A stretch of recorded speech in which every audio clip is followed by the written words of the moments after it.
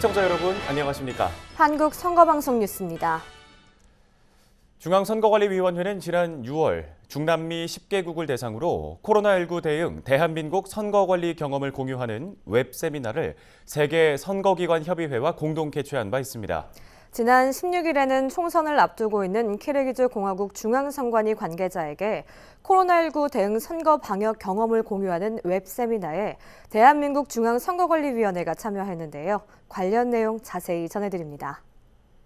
중앙선거관리위원회가 지난 16일 키르기즈 공화국 중앙선관위 관계자를 대상으로 우리나라의 코로나19 대응 선거 방역 경험을 공유하는 웹세미나에 참여했습니다. 한국국제협력단 주관 선거 역량 강화 사업 3차 사후 지원의 일환으로 개최한 이번 웹세미나는 오는 10월 실시하는 키르기즈 공화국 총선을 준비하기 위한 키르기즈 공화국 중앙선관위 요청으로 진행됐는데요. 실제 키르기즈 공화국 선거 관리를 하는 데 필요한 정보를 제공하고자 사전에 질의사항을 파악하는 등 맞춤형 웹세미나로 추진했습니다. 키르기즈 공화국 선거 역량 강화 사업과 연계해 실시하는 웹세미나는 한국의 선거 방역, 투개표 원칙 등 코로나19 대응 투개표 관리 대책, 코로나19 확진자 및 자가격리자를 위한 투표 지원 등 누구도 소외되지 않는 선거를 주제로 대한민국 중앙선거관리위원회 관계자의 발표와 키르기즈 공화국 중앙선관위 관계자의 질의응답으로 진행됐습니다.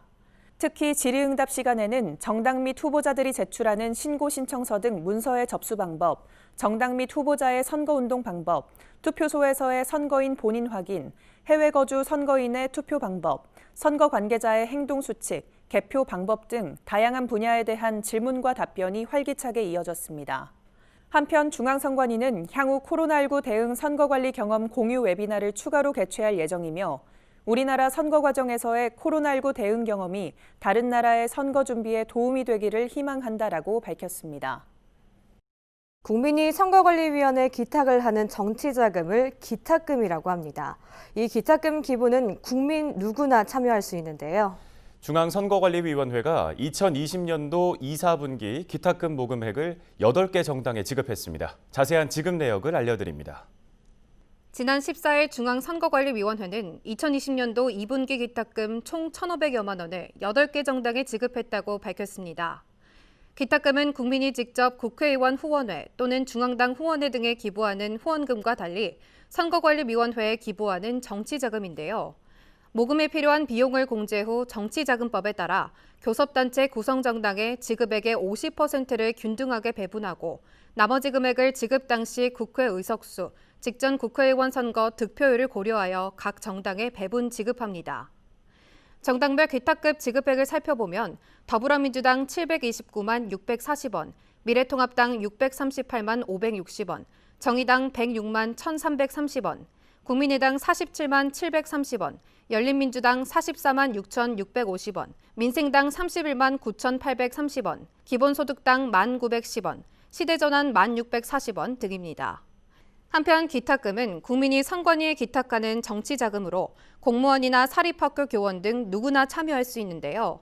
기탁금은 선거관리위원회에 직접 기탁하거나 정치후원금 센터, 신용카드, 신용카드 포인트, 카카오페이 등 간편 결제를 이용하여 기부할 수 있습니다. 독자적이고 지속적으로 기사를 생산하고 발행하는 인터넷 신문 사업자나 인터넷 멀티미디어 방송 사업자 등 인터넷 언론사는 인터넷 선거보도 심의위원회의 심의 대상이 됩니다. 최근 중앙선거관리위원회는 2020년도 하반기 심의 대상이 되는 인터넷 언론사를 결정했는데요. 자세한 내용 알아봅니다. 중앙선거관리위원회는 공직선거법과 인터넷 선거보도 심의위원회의 구성 및 운영에 관한 규칙에 따라 2020년도 하반기 심의 대상이 되는 인터넷 언론사 3,040개사를 결정했습니다. 인터넷 언론사는 독자적인 기사 생산과 지속적인 발행을 하는 인터넷 신문 사업자와 인터넷 멀티미디어 방송 사업자가 운영하는 인터넷 홈페이지를 경영 관리하는 자 등을 말하는데요. 이번에 결정된 인터넷 언론사를 살펴보면 문화체육관광부에 2020년 3월 10일 이전에 등록된 인터넷 언론사 중 운영을 개시한 66개사, 상반기에 심의 대상에서 제외되었던 언론사 중 재운영되고 있는 6개사 등 72개사가 심의 대상 인터넷 언론사로 추가됐습니다.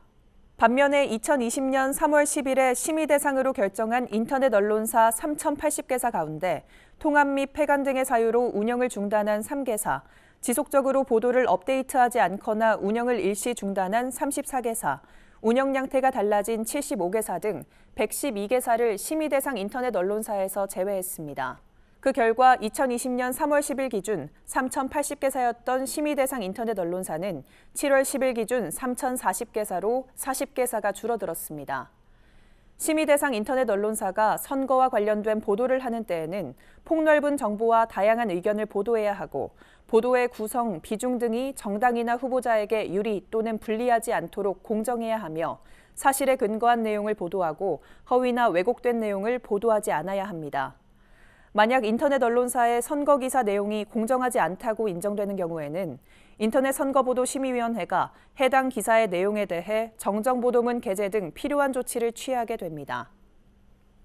4월 15일 치러진 제21대 국회의원 선거부터 선거권 연령이 18세로 확대되면서 청소년의 정치 교육에 대한 관심도 날로 높아지고 있습니다. 이에 중앙선거관리위원회는 청소년의 올바른 정치 참여 교육의 방향 모색을 위한 청소년 정책 포럼을 지난 17일 개최했는데요. 그 현장에 다녀왔습니다. 진지한 표정으로 주제 발표를 듣고 있는 학생들. 이들은 중앙선거관리위원회 선거연수원이 공동 주최한 청소년 정책 포럼에 참가한 학생들입니다. 중앙선거관리위원회 선거연수원이 지난 17일 국회의원 회관에서 청소년 정책 포럼을 개최했습니다. 이번 정책 포럼은 선거연수원, 한국청소년정책연구원, 한국사회과교육학회, 진선미 의원실에서 공동으로 진행했는데요. 18세 선거권 보장에 따른 청소년의 올바른 정치 참여 교육의 방향을 모색하고 청소년 유권자의 실질적인 선거권 행사 보장을 위한 교육적, 제도적 방안을 연구하기 위해 마련됐습니다. 선거연수원에서도 우리나라 그 청소년의 정치교육, 어떤 시민교육이 발전될 수 있도록 또 최대한 지원할 수 있도록 노력을 하겠습니다. 진선미 의원, 송병국 한국청소년정책연구원장의 인사말과 김주원 선거연수원장, 이혁구 한국사회과교육학회장의 축사에 이어 주제 발표 및 토론이 이어졌습니다. 이창호 한국청소년정책연구원 선임연구위원이 청소년 정치교육 및 정치참여 현황에 대해 설규주 경인교대 사회과교육과 교수가 18세 선거권 이후 청소년 정치교육의 방향과 과제에 대해 주제 발표를 했고 이어 문은영 선거연수원 전임교수, 김영준 미름여고 교사, 손동빈 서울시 교육청 민주시민생활교육과 장학관, 김진희 안양시 동안청소년수련관 활동사업팀장이 열띤 토론을 펼쳤습니다. 중앙선거관리위원회는 18세 유권자에게 선거권이 주어짐에 따라 앞으로도 계속 관계기관과 협의하여 학생의 선거권 행사에 도움이 되는 정책을 추진하고 체계적인 민주시민교육을 실시하겠다고 밝혔습니다. 중앙선거관리위원회 선거연수원은 민주주의의 발전에 기여하기 위해 청소년 리더 연수, 새내기 유권자 연수, 민주주의 선거교실 등 미래 유권자를 대상으로 하는 다양한 프로그램을 운영하고 있습니다. 이번에는 선거연수원이 지난 주말에 청년 세대의 주권의식 제고를 통한 선거 정치 참여의 활성화를 위해 청년 지도자 정치 캠프를 운영했습니다. 자세한 내용 알아봅니다. 중앙선거관리위원회 선거연수원이 7월 18일부터 1박 2일 동안 미래지도자 통합모임 회원을 대상으로 2020년도 청년지도자 정치캠프를 개최했습니다. 미래지도자 통합모임 회원 90여 명이 참석한 이번 청년지도자 정치캠프는 청년 세대의 주권의식 제고로 선거정치 참여를 활성화하고 청년단체와의 지속적 교류로 민주시민교육의 저변을 확대하기 위해 마련됐는데요. 강의와 문화활동, 체험활동, 자체활동 등의 프로그램으로 진행됐습니다. 청년지도자 정치캠프는 조원용 선거연수원 전임교수의 헌법과 주권, 원가연 선거연수원 초빙교수의 참여하는 민주시민, 안명규 인터넷 선거보도 심의팀장의 선거정치미디어 리터러시, 노중훈 여행작가의 청춘공감 여행스토리 등 다양한 내용으로 진행됐습니다. 또 아울뮤직팀의 음악공연 등 문화활동과 보트게임의 체험활동, 정기총회 등 다채로운 활동이 1박 2일 동안 계속됐습니다. 단순히 더욱 성장하는 것뿐만 아니라 민주시민에 대한 정의나 기본적인 소양 같은 거에 대해서 한 번 더 다질 수 있었고 다양한 사람들과 소통하면서 사회 속에서 소통하는 민주시민으로 성장할 수 있었다는 생각이 들었습니다. 교양 같은 과목도 이제 법이 개설이 되어 있지만 또 우리가 좀 약간 지레 겁을 먹고 또 그런 교양을 피해가지고 이런 교육을 받을 기회가 많지가 않은데 또 이렇게 또 강의를 잘해주시는 강사님들이 또 이렇게 어려운 법이나 아니면 선거, 정치 같은 얘기를 좀 쉽게 풀어주셔서 그런 부분에서 저는 강의가 아주 좋았다고 생각을 합니다. 한편 선거연수원은 청년 지도자 캠프를 운영하는 동안 코로나19 감염병 예방을 위해 다양한 대책을 마련했습니다. 전문업체의 소독 방역 실시, 강의실 좌석의 이격 배정, 주기적 환기 실시, 연수생의 체온 측정 및 손소독제 비치, 마스크 배부 등과 사회적 거리두기 원칙 준수 안내도 함께 진행했습니다. 또한 선거연수원은 대한민국의 내일을 열어가는 민주시민 양성을 위해 앞으로도 좋은 프로그램과 교육 서비스를 지속적으로 제공할 예정이라고 전했습니다.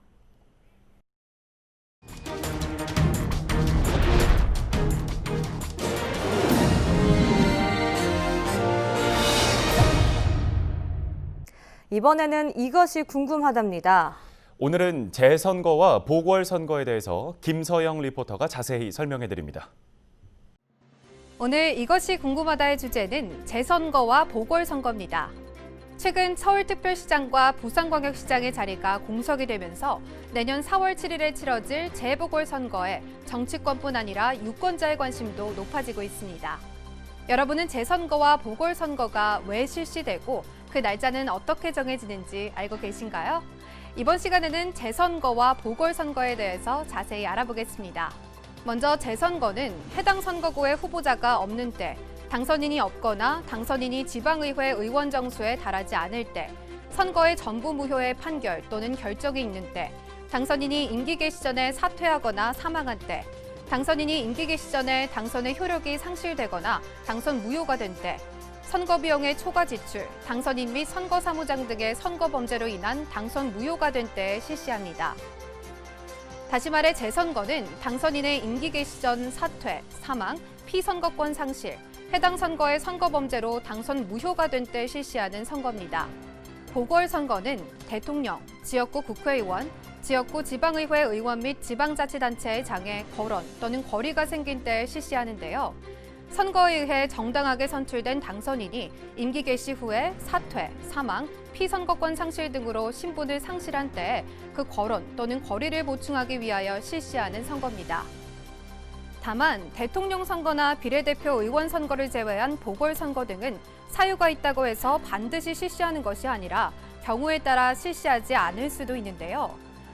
지역구 국회의원 선거, 지방자치단체의 장선거는 그 선거일부터 임기 만료일까지의 기간이 1년 미만인 경우에는 선거를 실시하지 않을 수 있고, 지역구 지방의회 의원은 선거일부터 임기 만료일까지의 기간이 1년 미만이거나 지방의회 의원 정수의 4분의 1 이상이 거론되지 아니한 경우 선거를 실시하지 않을 수 있습니다.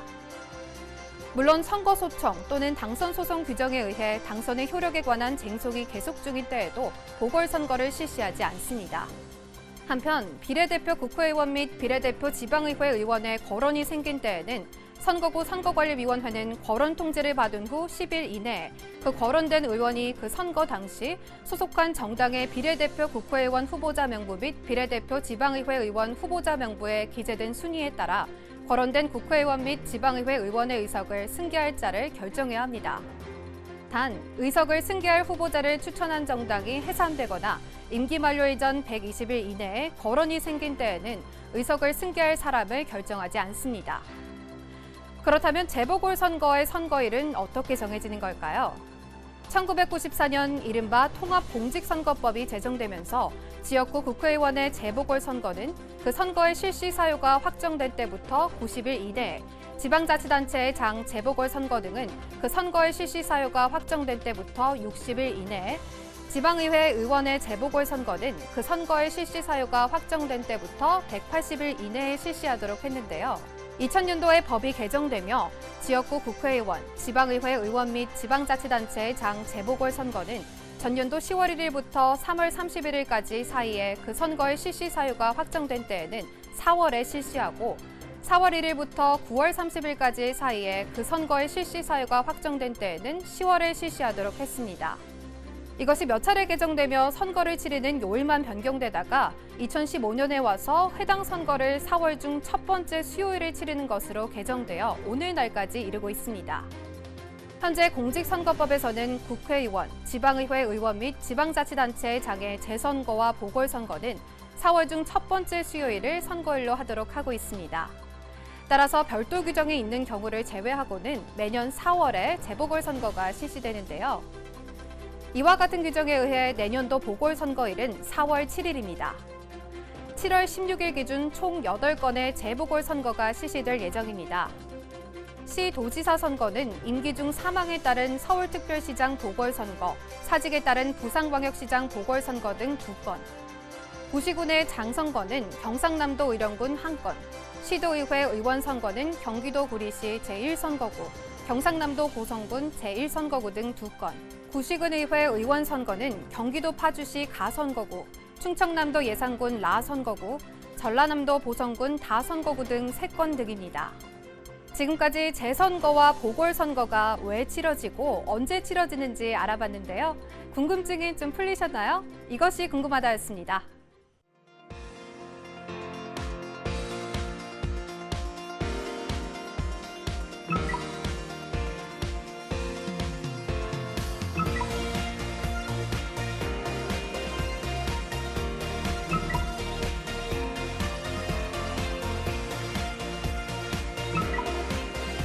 Three, two, one.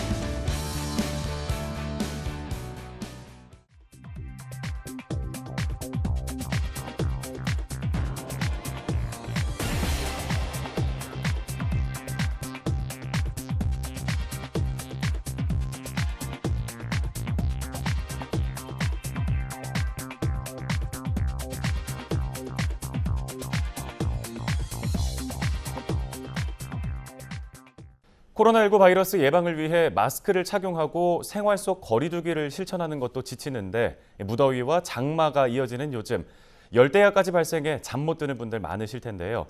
하지만 여름은 인고의 계절이라는 말이 있듯이 뜨거운 햇볕과 장맛비를 견디고 나면 풍성한 수확의 계절도 찾아올 겁니다. 민주주의 역사 또한 이와 마찬가지로 많은 이들의 희생과 노력을 거쳐 지금의 결실을 보게 되었는데요. 앞으로도 더욱 깨끗한 선거 문화 확산을 위해 노력하겠습니다. 오늘 한국 선거방송 뉴스는 여기까지입니다. 시청해주신 여러분 고맙습니다.